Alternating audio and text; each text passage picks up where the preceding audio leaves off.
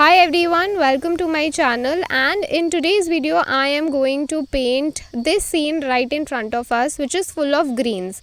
Also I will talk about how to tackle greens in your landscape painting. The thing is that I actually forgot to carry my camera batteries, so I had to work a little bit on the painting and then go back home and bring the batteries so that I could record. So sorry about that, but it's a good thing because now you can see what kind of greens I have been using or I have painted within this painting, right? The canvas which you're seeing here is plywood, which is handed over to me by my uncle, who's an interior designer. So he's having all these leftover pieces which he will give to me and I will use them in painting. The size here is 5 by 8 inches. If you want to know how to make your painting last longer on a plywood, then you have to watch the video I made. I will give the link in the I section above. Now returning back to the painting, let us talk about greens. There are various ways to mix greens. The only green which I use in my palette is sap green. Now that is my grandmother who came to accompany me. She'll be, looking at the grasses there on the other side because, she's from a farmer family. So she wants to check in everything. So I'll show you what she's doing right there. She is actually taking it and smelling it and, trying to decide what grass is that. So she is really nice. She's very cute.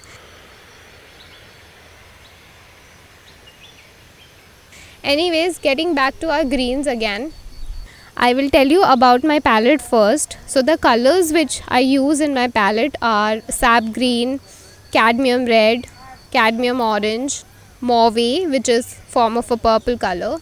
Then I have alizarin crimson, I have rose madder, and I use ultramarine blue, burnt sienna, burnt umber, titanium white, and I use lemon yellow and yellow ochre and cerulean blue as well. Now these colors are enough for me to mix various kinds of greens. You don't have to go very complicated with your greens. One thing which you can do is buy different types of greens, right? But that would be very confusing for you. So the thing that I would suggest is to mix your own greens. I have only sap green in my color palette. What you can do is mix your sap green with cadmium red. You'll get different shade of green. You can mix it with cadmium orange. In fact, I have mixed it with cadmium orange. I have used alizarin crimson also in with my greens, and also rose madder sometimes to mix the greens. In order to make brighter greens, I use lemon yellow to mix with the sap green. Now sometimes in order to get darker greens, I mix my greens with purples. It will give you a very dark green. Even you can mix your greens with burnt sienna as well in order to make it even more darker and warmer. One more way of mixing greens is through ultramarine blue. Mix your ultramarine blue with lemon yellow and see what kind of green you're getting. Or mix it with yellow ochre and you'll get a different kind of green. Sometimes I mix my ultramarine with sap green in order to get a cooler shade of green.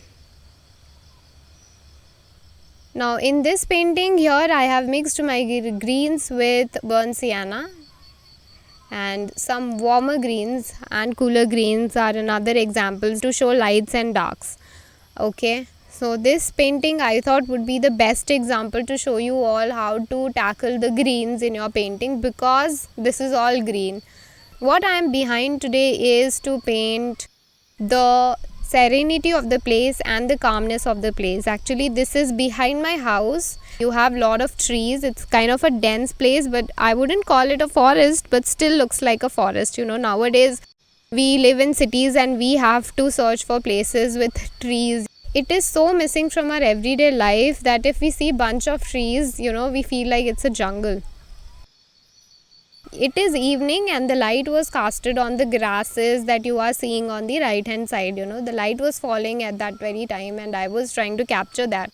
So that was the main idea, that firstly I captured wherever the light was falling at that very moment, because the light changes in every 7 minutes. That's what Monet found out, and that's what my mentor says. So I believe that he is right.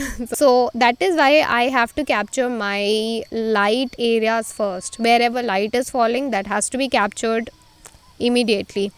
One thing which I would like you guys to keep in mind is that when you're painting the stems of your trees, try to put more reds into it, oranges. Be bold with your color. It's not gonna matter, how your painting turns out. The most important thing is what you're learning in the initial stages. So if you are a beginner artist, just try to experiment with whatever you're seeing and whatever you like, because that is the learning phase. Now, when you are going through the shapes of the leaves, initially what I used to do was I used to paint all the leaves all together. But that is not how we approach a plein air painting, because we have to finish it in few minutes only, right? Like a few hours, maybe 1 or 2 hours. Try to make the shapes, whatever shapes you're seeing in your scenery, try to make them abstract. Okay, so if you're seeing your greens, try to isolate the colors, find out the local color of that particular shape and try to put in that color first. Okay, and then that is how you're gonna work with the trees, because all the trees have different shapes. If you see a mango tree, it is having very dense leaves, but when you see on the other hand eucalyptus tree, it is having scattered leaves, but the shapes, if you concentrate on that, you will be able to tackle any kind of tree in your painting. In order to show perspective in your trees, you will have to add more purples and blues to your greens. I had this opportunity of seeing very far from the place I was standing, and I could actually see the blues in the trees. It was so blue. I mean, it's like you have to add a lot of blue, and you have to forget your logic of trees being green. You have to keep that aside, and you have to put a lot of blues, and then you have to put a lot of purples in your painting for perspective, where you can see the aerial perspective. So I am painting another tree which is in front of a eucalyptus tree. It was having all bushes hanging on from the stems, so I was trying to paint that.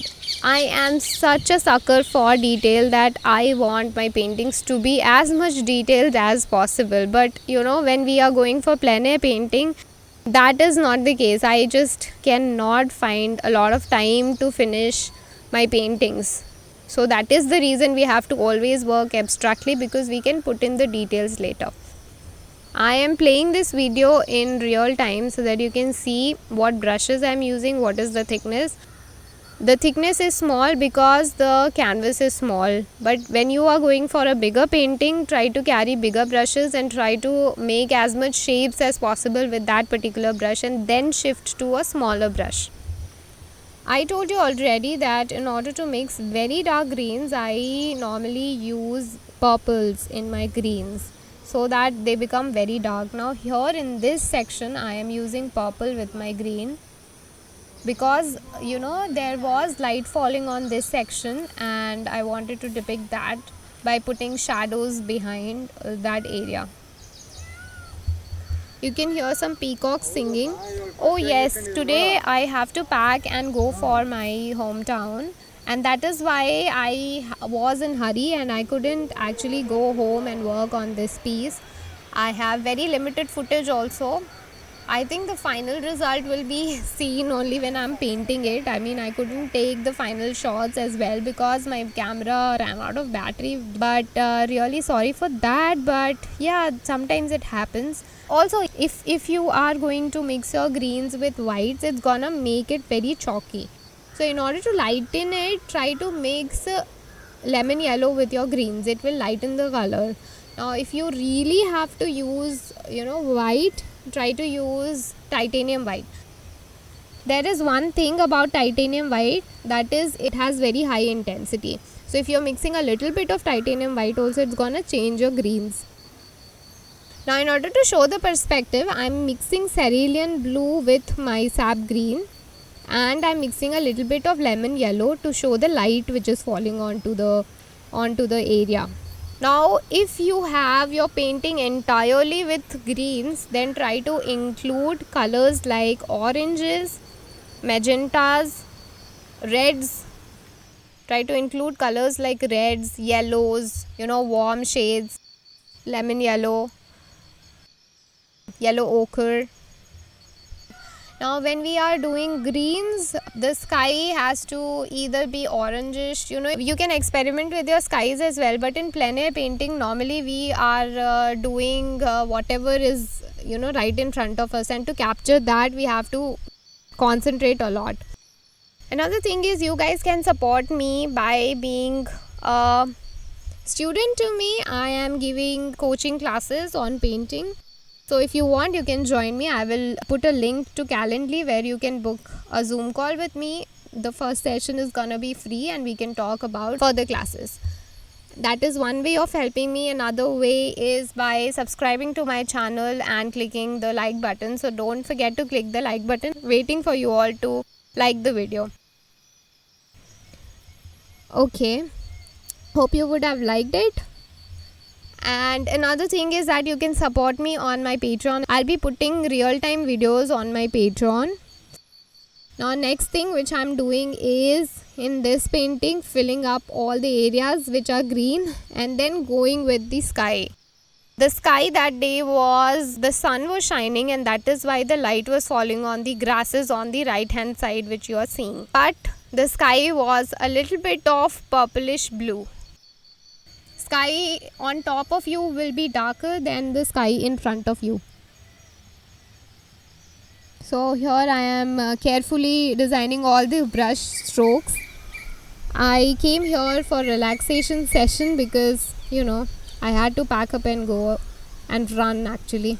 Yeah, so this is kind of finished painting. I had no time today to record the final result. So this is what it looks like.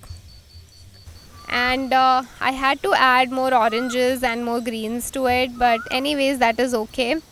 So yeah, that was all about the painting today and how to paint greens. I hope you liked the video, and this video is going to help you in future to paint your landscapes well. Okay, so thank you so much again for watching this video, and I will see you in my next one. Bye guys. Bye. Thank you so much.